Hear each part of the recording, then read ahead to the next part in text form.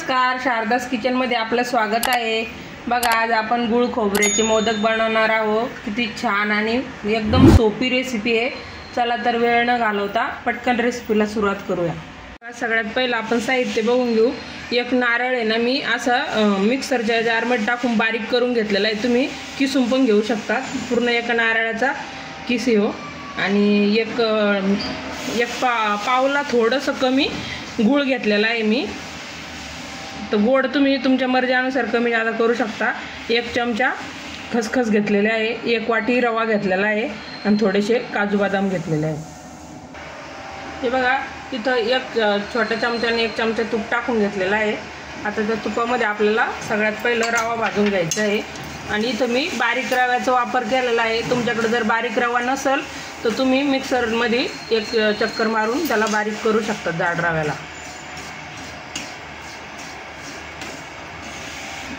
रव्याला आपल्याला खरपूस असं भाजून घ्यायचं आहे।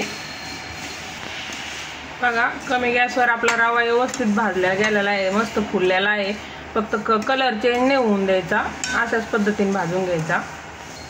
आता आपल्याला आहे ना, हे नारळाचा किस त्याच्यात टाकून द्यायचा आणि तो पण व्यवस्थित मिक्स करून चांगला भाजून घ्यायचा। कमी गॅसवरच भाजायचं आहे सगळं मिश्रण, गॅस बिलकुल फुल करायचं नाही।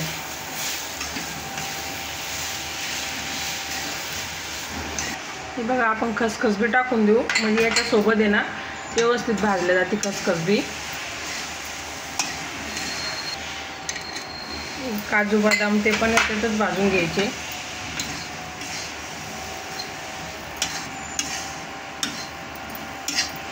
बघा, 5 ते 6 मिनिटं मस्त कमी गॅसवर भाजून घेतलेलं आहे सगळं। आता आपण याच्यामध्ये ना खोबरं टाकून द्यायचं, ते गूळ टाकायचा।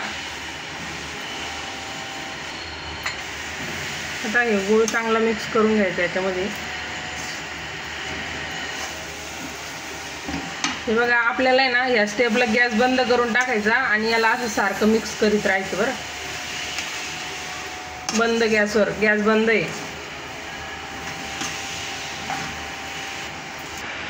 हे बघा, एकदम व्यवस्थित मिक्स झालेला आहे। आता याला आहे ना थंड करून घ्यायचं आहे आपल्याला। हे बघा, आपलं बॅटर आहे ना थोडं थंड झालेलं आहे। असं मोदकचं साचे घेतलेलं आहे, त्याला तूप लावून घ्यायचं आणि लगेच आपण मोदक बनवून घेणार आहोत। बघा, असं गोळा घ्यायचा,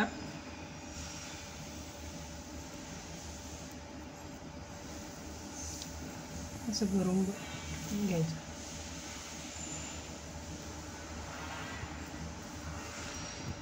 थोडंसं गरम आहे, चांगलं थंड करून घ्या तुम्ही।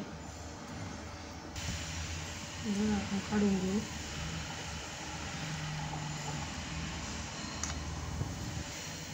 आपण आता सगळे करून घेऊ। बघा, आपले मोदक इथं बनवून तयार आहे। किती छान आणि मस्त झालेले आहे आणि खूप कमी वेळामध्ये बनवून तयार होते। तर नक्की बनवून बघा। आवडल्यास व्हिडिओला लाईक आणि चॅनलला सबस्क्राईब करा। भेटूया नवीन नवीन रेसिपी सोबत पुढच्या व्हिडिओमध्ये।